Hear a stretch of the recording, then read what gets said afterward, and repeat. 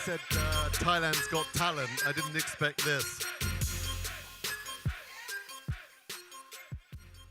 Welcome back indeed. And it really is a huge honor to introduce our next speaker.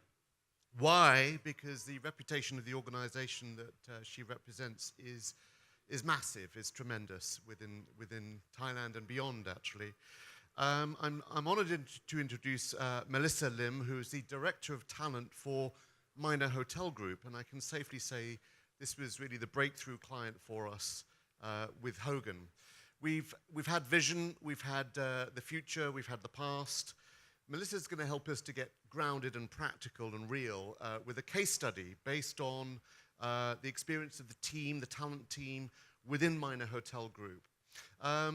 Simply put, Melissa Lim has been involved in the hotel industry and HR for more than 20 years.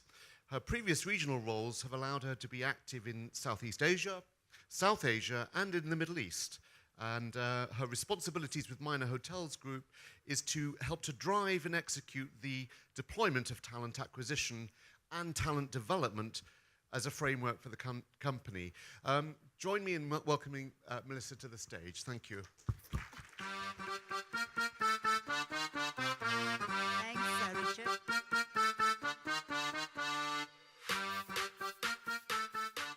Good morning all, Sawadika. It's actually kind of nice to be introduced accompanied by music, right? It's been, yeah, very unusual. Right. My topic today, as Richard said, is about business outcomes from Hogan.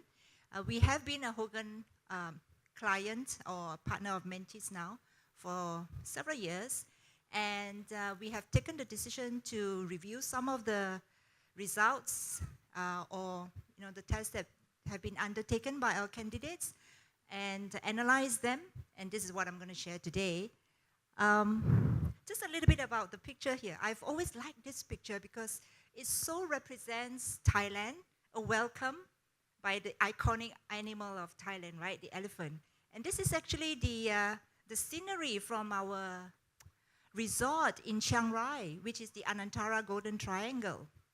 Beautiful, isn't it? I think it's very meaningful. So for those of you who are not here, welcome to Thailand. For those of you who are, to the conference then, to the summit. Okay. As discussed, firstly, before I share about the business outcomes from Hogan, in order to keep in context and to give it perspective, I would like to introduce you to Minor Hotels, who we are, what we do, right? And Minor Hotels is a business unit of a bigger company, our parent company, which is Minor International. Minor International is listed on the Thailand Stock Exchange, and the other business units are Minor Foods and Minor Lifestyle. So what I'm going to share with you today is about Minor Hotels. We are currently, as of today, in 24 countries with 155 hotels. And we are proud to be a homegrown Thai company, even though the founder and the CEO is or was, I think, is still an American, but I hear he's also a Thai citizen. So he must have, loved Thailand, lived here long enough to be granted citizenship, right? And his name is Mr. Bill Heineke, and he actually started the company in 1978. So in a way, we are fairly young, about 40-year-old company compared to some of the companies that have been established early in the decade, all right? And to be where we are today, I think it's tremendous, really, because within a span of that time, we have 155 hotels in 24 countries, and which is why, in a way, we always have to consider new ways of doing business in order to, especially in our role in talent management, because of the tremendous growth. And we need to keep up or be ahead or be ready to have the right people for the jobs. We run 5 brands. You may be familiar with it. And actually, we need to ask Richard today, why isn't this summit held in Anantara? Okay, you don't need to answer. It's a rhetorical question. There's no there's not meant to be an answer. Okay, so we have Anantara. Some of you may be familiar. We have a few hotels here. It's a luxury brand hotel which provides unique experiences in the locale that they operate. We have Avani, which is more of a contemporary, vibrant brand, and it's also homegrown. These two brands are actually homegrown, as in they are from minor hotels. And for the Avani, at the moment we have how many? About 20 hotels, okay, in the Middle East as well as Asia. And we also have Eliwana, that is more of a luxury tented camps, lodges, especially in Africa, predominantly Tanzania, Zanzibar, and Kenya. We also have Oaks, which is accommodation style apartments, and they are located predominantly in Australia, New Zealand, Middle East, and also I think you have the Oaks in Saturn, just nearby here as well. And last but not least is our latest acquisition, that is Tivoli. Tivoli is also luxury upscale. The base, the origin is actually in Portugal. We have hotels, 12 hotels in Portugal, 2 in Brazil, and now we are growing into Qatar too. So as you can see, there's always expansion plans happening. Right. I would like to share with you how we kind of define talent management in a company. I think it's also as a way to guide us. We need to have a kind of a framework to focus ourselves of what talent management is for us. And we adopted it from the Johns Hopkins University, actually, right? And for us, as what Johns Hopkins says too, talent management is a set of integrated organizational HR processes to attract, develop, motivate, and retain productive, engaged employees. So of course, it's about the entire employee journey. What stands out for us is the fact that it's an integrated organizational HR processes. In other words, it is the responsibility of everyone in the organization and also every business units in the company. As mentioned, we are 155 hotels in 24 countries. So in a way, we need to be in the same direction in the way that we view talent management and get everybody involved in the process. And the goal is to create high-performance, sustainable organization that meets strategic and operational goals and objectives. Having a sustained organization is very important because we want to retain the people who want to work for us and at the same time being able to add value. And it's for the longer term, not just like a one-off. And it takes us away from the question is this person the fit for the job we're going to hire, or is this person fit for the job we are hiring at the same time for the future job that he's going to occupy, as well as for the organization as a whole. Now, of course, there could be a lot of debate about organizational culture. And somebody, I think the gentleman there asked a question just now about high fit and moderate fit. Okay? So how much fit do we ever actually want that person to be with our organization? Because every organization obviously has a certain culture.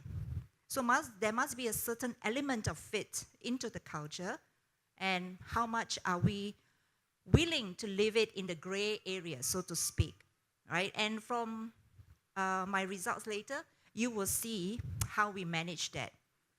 The percentage of people we employ who are moderate fit, and how many are of high fit.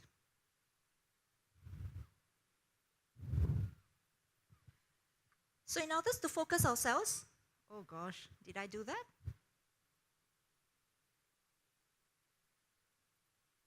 Okay, thank you. Right.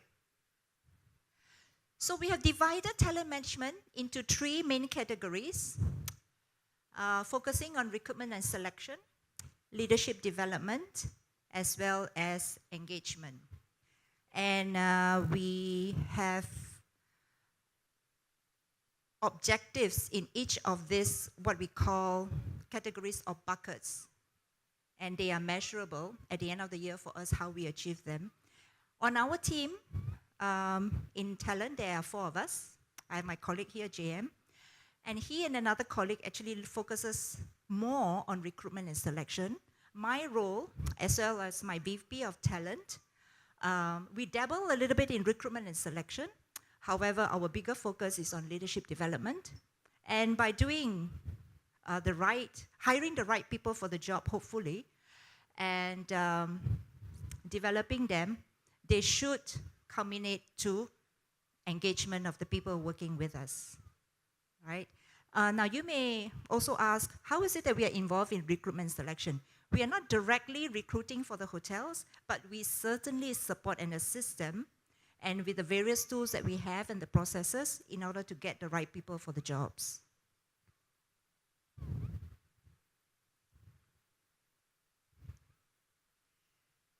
With the 3 focus areas, they permeate, or what we call they encompass the entire team member journey, okay?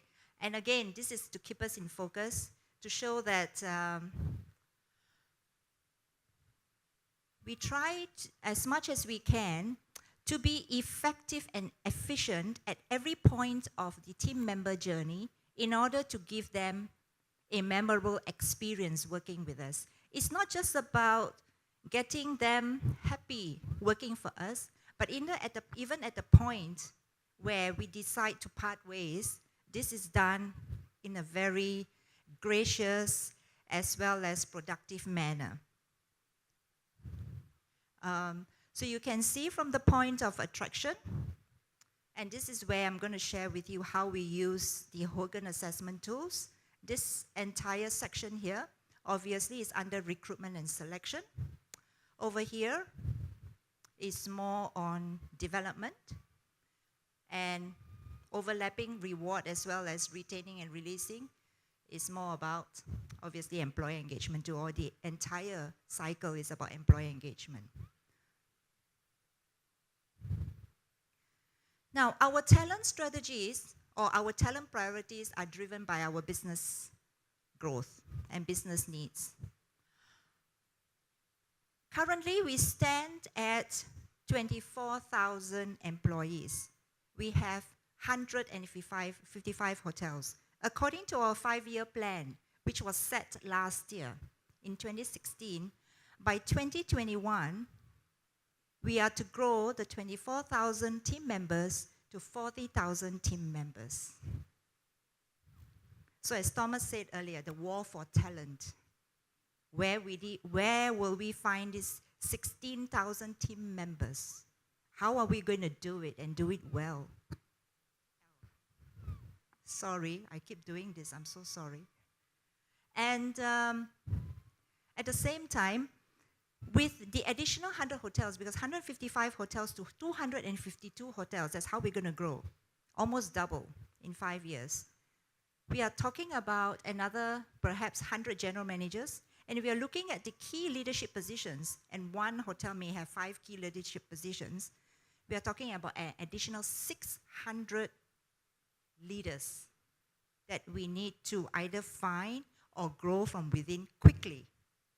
So we kind of, again, as I said, need a certain type of perhaps framework or tool to help us do that. And this may be commonplace. You may see it as a career website, and I think most of you represented here from the various companies would have a career website in place. And we focus on this as part of the look and feel of the company, right?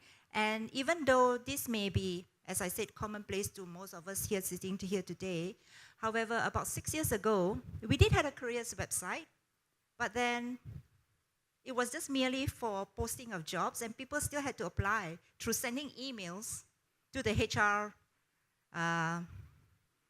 leaders at the hotel level, okay? And if you see the careers button here, okay, right? It was at the bottom of the page, which kind of made it insignificant. right? So we were not really getting people to come and work with us. We were not like an employer of choice, but more is just one of the things that we need to have in place to follow everybody else. But whether it's effective or not is another matter altogether, right? So we worked hard in the last 6 years to brand our website, and as I stand here speaking now, we have also looked into a new applicant tracking system to make it even more powerful and more, how do you say, user-friendly, and creating a better experience for the candidates when they apply with us.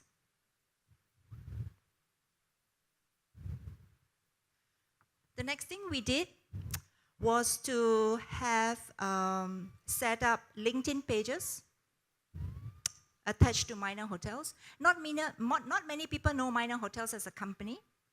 They know more of the hotel brands. However, we need to let people out there be aware of the existence of Minors Hotels. So we have 3 LinkedIn pages represented by Minor Hotels, Anantara and Avani brand.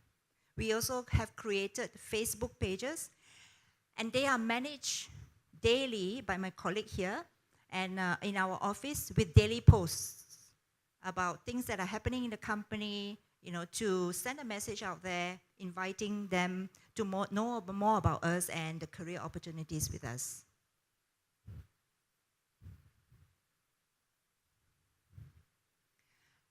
We are, I would say, a fan or a great believer in proactive recruitment. I must say, when I first joined the company about a year ago, I was impressed by this because of the fact that you do not wait to hire only when you need to.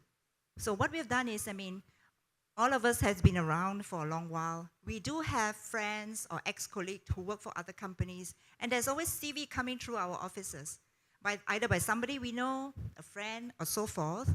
And if we see merits in the CV, what we will do is we will actually contact them and to have a conversation with them.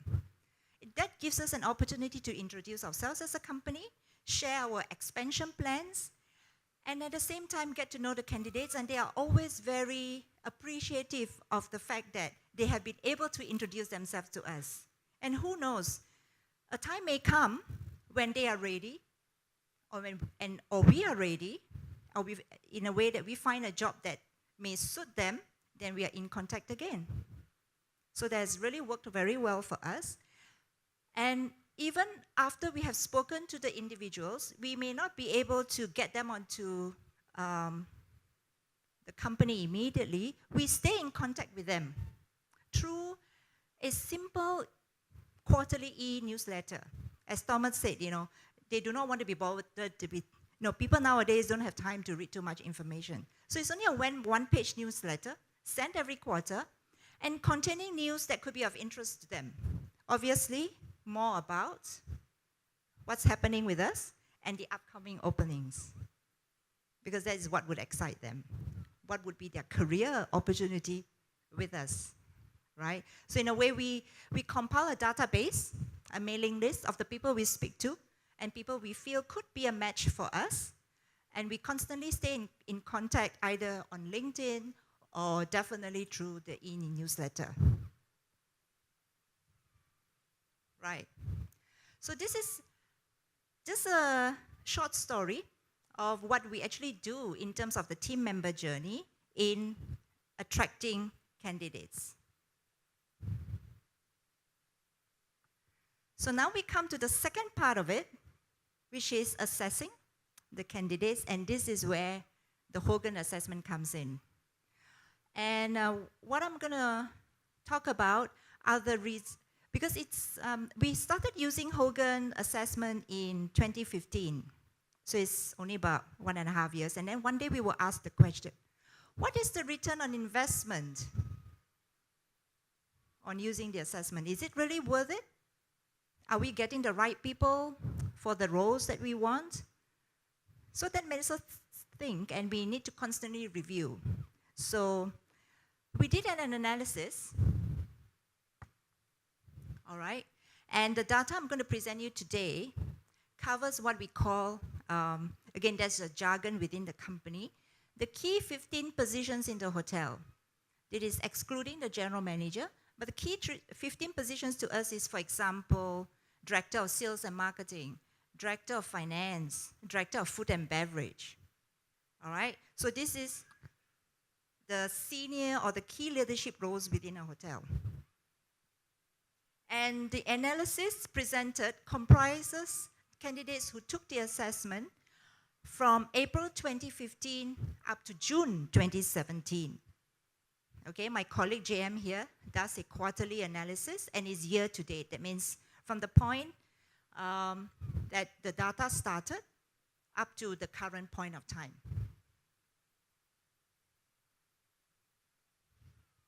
So, ta-da! Imagine, strangely enough, and this was kind of preempted by Thomas, majority of the candidates we hired were actually of moderate fit. More than half of them, right? And the question was, I asked the same question, how is it that we don't hire more high fit? We are hiring more moderate fits, right? And as Thomas alluded to the point earlier, we want people who kind of are able to adapt. I think that's the word, perhaps, I'm not too sure, that we could use to adapt and can thrive in our organization, but at the same time, a little bit disruptive in order to bring some changes to the organization, okay? And it's also, in a way, perhaps an element of risk to hire the moderate fits. It's about how much confidence we have in order to work along with the person, to get the best out of them, in order to kind of, I won't use the word conform, I think that's too harsh, to integrate with us. At the same time, as I said, you know, bring some new or fresh ideas. And 38%, nearly 40% high fit, and the lowest fit hires were the low fit were the lowest category of hire, 10%. Then we decided that we would also like to see, we would like to compare from this data, how many of them, how long they actually stay with us. What is their tenure of service?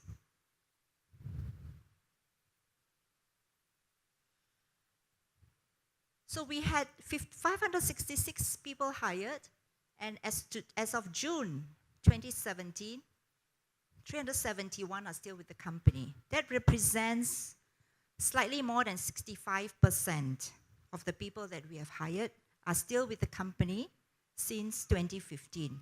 And again, these are leaders, yeah? We are not talking about every team member of the organization, but the key leaders within our company. I would like to point you to the bar graph number 5, okay? Right? And as you can see here, the blue, it may be a little bit blur. You have 13 here. Low fit, and the blue is low fit candidates. Low fit candidates account for the lowest percentage of active employees who are in the company 1 year and above. However, the moderate fit and high fit candidates have similar percentages at 67 each among active employees population. So people who are low fit tend to stay just within a year or so, and they leave. And the retention is higher for candidates who are of moderate as well as high fit. Almost the same. Okay? Then we look at another parameter. Other than the tenure of the active employees, how are they performing in terms of their KPIs, or what we call the key performance indicators? You know, in a way, as a company, and I think as any business would be, there's a lot of focus on achieving results. Of course, achieving results cover many areas or aspects, including people development, customer, but at the same time, it's also bottom line driven, dollars and cents. So every year, we have a set of KPIs, And those KPIs are obviously attached to bonus payment. If we achieve, we get bonus. If we don't, then we don't, right? And this is what we have found. So we did an analysis of Hogan results with what we call the 2016 KPI scores, right? And these are people who have KPIs. Not every key 15 positions have KPIs. So the analysis was done with people with KPI scores. And you would see with the low-fit employees, their KPI scores performance is less than 70%. So in other words, they achieve less than 70% of their performance objectives. In fact, it's set at 65%. And the high-fit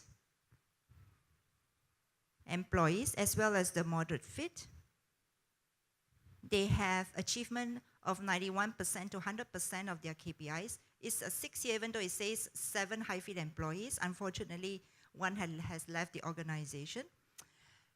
And we also have a significant number. Of course, there will be some who may not achieve for whatever reason, but you will see that there's no one in the low-fit category who has achieved more than 65% of their KPIs, but we have a larger number of candidates who actually achieve high scores in their KPIs.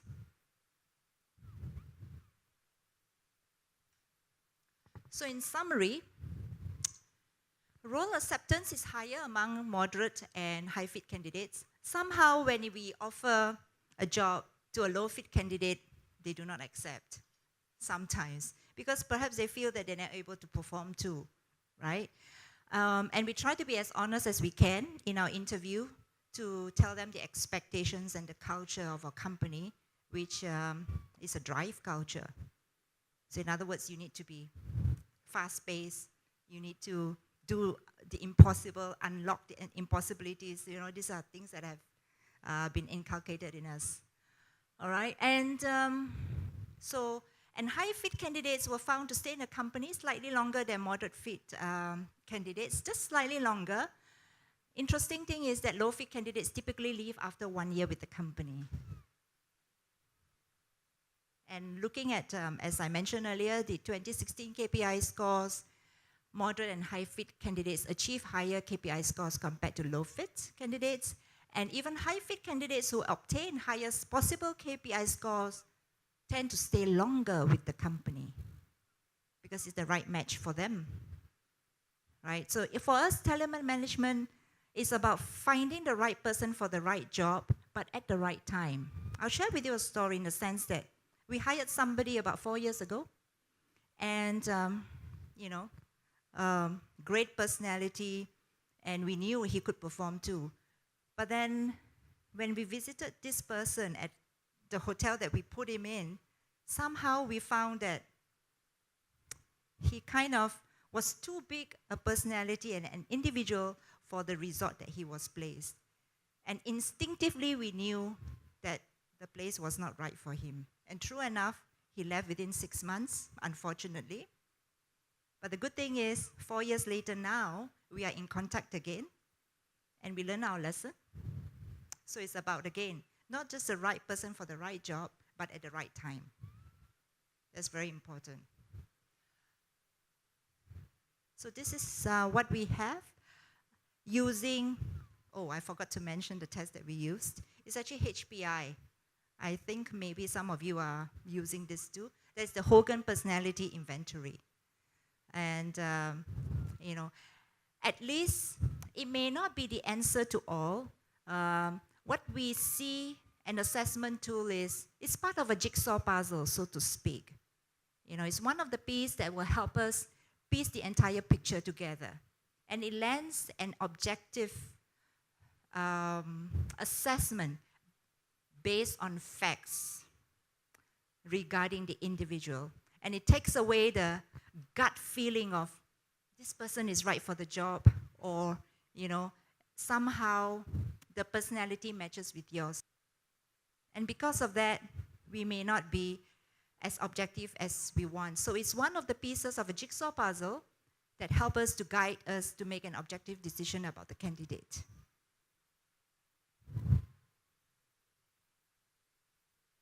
Okay.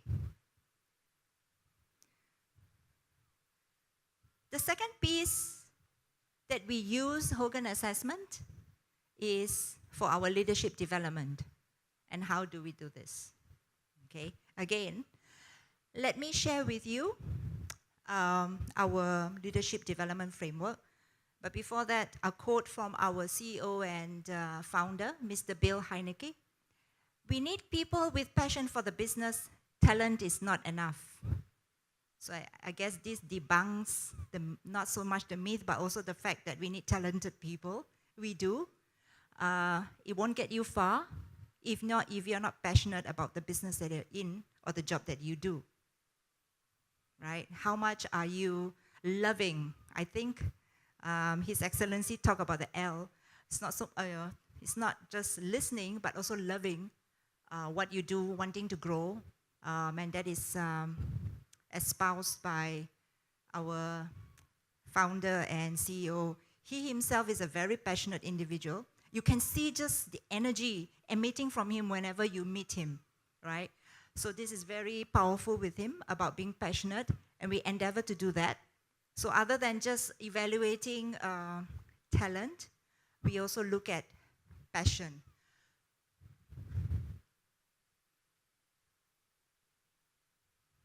So as a learning base, we have a virtual campus, and that is kind of what we call our e-campus, and it offers, it ranges from daily 15 minutes training bites to language courses and open universities programs as well, okay?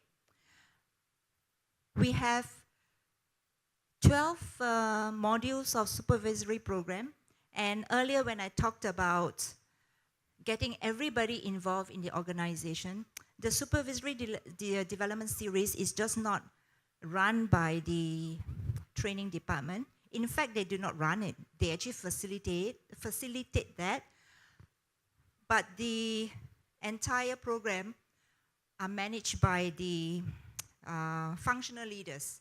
So we have a topic on revenue management, for example. So the one teaching the program is not the training manager, but the revenue manager in the hotel that is facilitating program with the supervisors to give them fundamentals knowledge about revenue, for example, right? So we get everybody involved in developing the team members as well. Then we have foundational leadership programs that range, and these are conducted by regional trainers, ranging topics from coaching, how to manage performance management, and so forth, right? More importantly, I would like to share with you what we call the learning journeys. So the Ascent graduate journey, we are targeting at not school leavers, but hotel school graduates. We feel the need to identify talent early. We don't just, as much as we can, get them early, get them inculcated in our brand standards, our company philosophy, and grow them with us. So what they do is they go through an 18-month rotational program. For the first 6 months, they go through every department of the hotel in one property. And the next 12 months, they are literally taken from their property and put into another location. So it could be from the Maldives to Dubai. It could be from Seychelles to Bangkok. Because we would like to make them more international, give them more international exposure. Give them the experience of dealing with different cultures, and hopefully being able to, what's the word for it? Yes, develop them in some emotional intelligence of dealing with people, having empathy for different cultures, working across diverse cultures, right? We don't expect them to go back immediately to their country. And then after the 18 months program, they are normally put in a assistant department head and department head level. So since the program was introduced in 2014, because it's 18 months, we have 11 people who have completed the program successfully and now are in various positions, department head as well as assistant department head all over the world. For the Endeavour and Horizon Learning Journey, it's aimed at more leadership positions. The Endeavour is what we call journey for department head level who have potential to become a division head. And for Horizon Learning Journey, is a division head who has the potential to become a general manager. It's a 9-month learning journey, and throughout the 9 months, it's not a leadership program, it's experiential learning. So what happens is that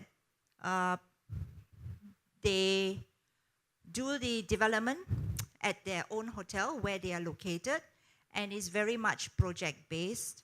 So they have to undertake 3 projects they have to come up with, implement within the 9 months.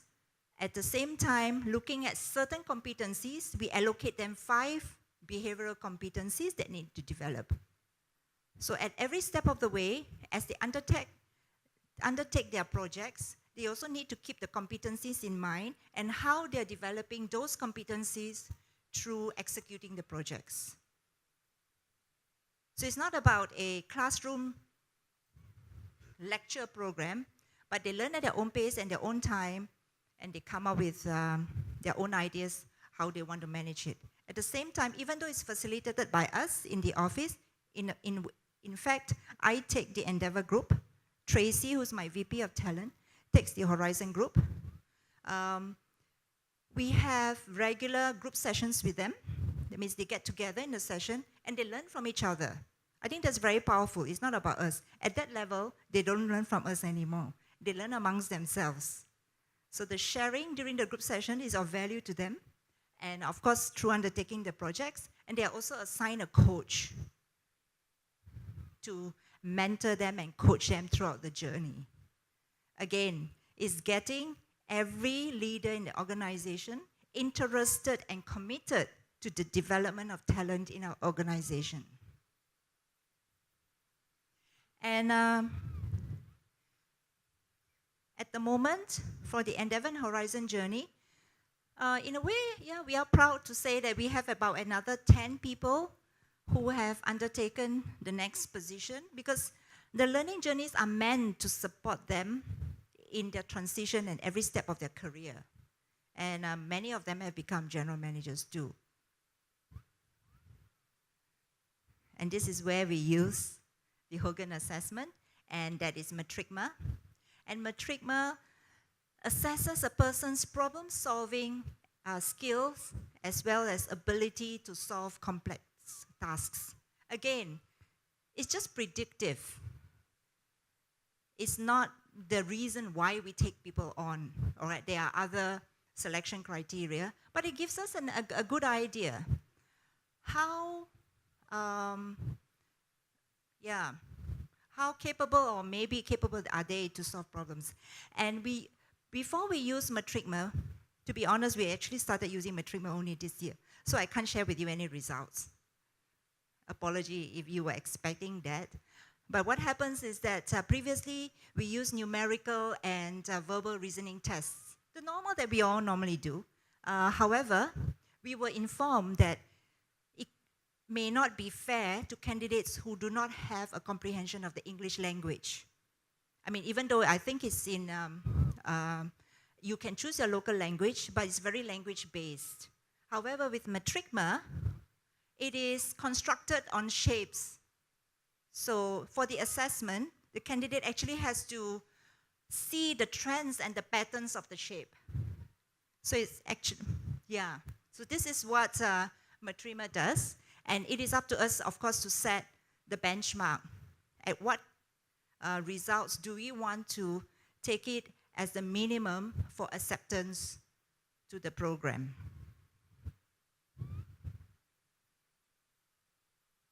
Right. I'm just on time, actually. So just to, well, I have one more slide. Now, for everything that we do, and it's not easy, as Thomas said earlier, it's easier to measure if you have quantitative measurements like, percentages and dollars and cents. But when we're measuring personality, we are measuring return on investment about talent management is not that easy. So we try as much as we can to do that. So in terms of recruitment and selection, we are talking about how many referrals we are getting and how many boomerang candidates. We call them boomerang candidates. Just as we would measure how many people are actually return guests, we also look at how many people actually want to come and work with us again. To us, that's a good indication of how we are presenting ourselves as an employer. So we look at referrals, recruitment, employer branding, onboarding, leadership development, playing to the strength, managing one by one, no one size fits all. Everybody is different. So through the Horizon and Endeavor program, we let them manage their own projects and manage their relationship with people in the hotel as well as with each other, recognizing their contribution, and hopefully we are setting them for success with the various journeys that we have.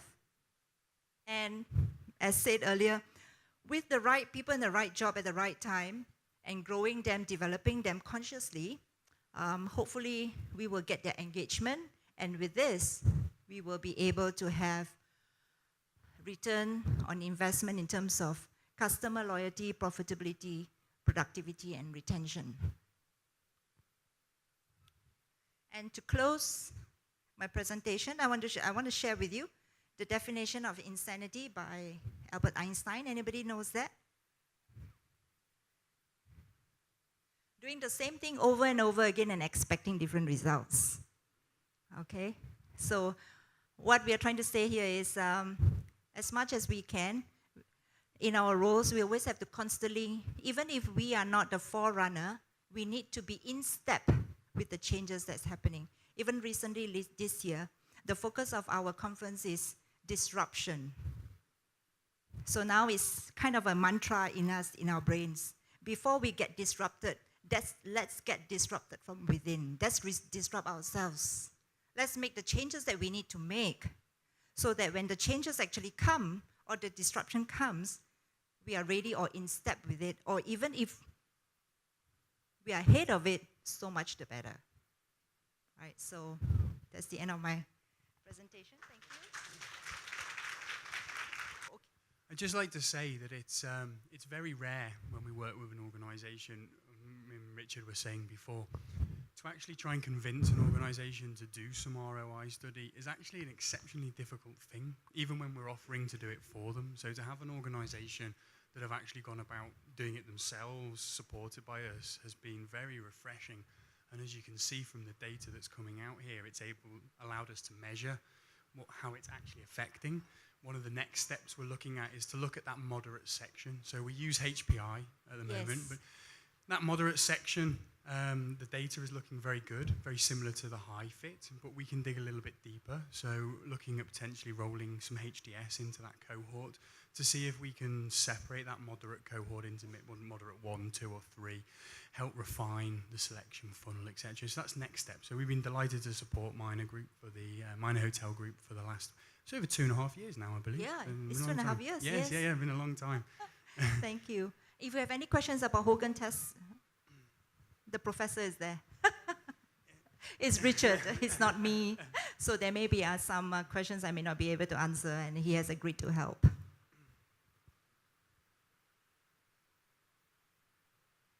Thank you. Thank you very much, Melissa.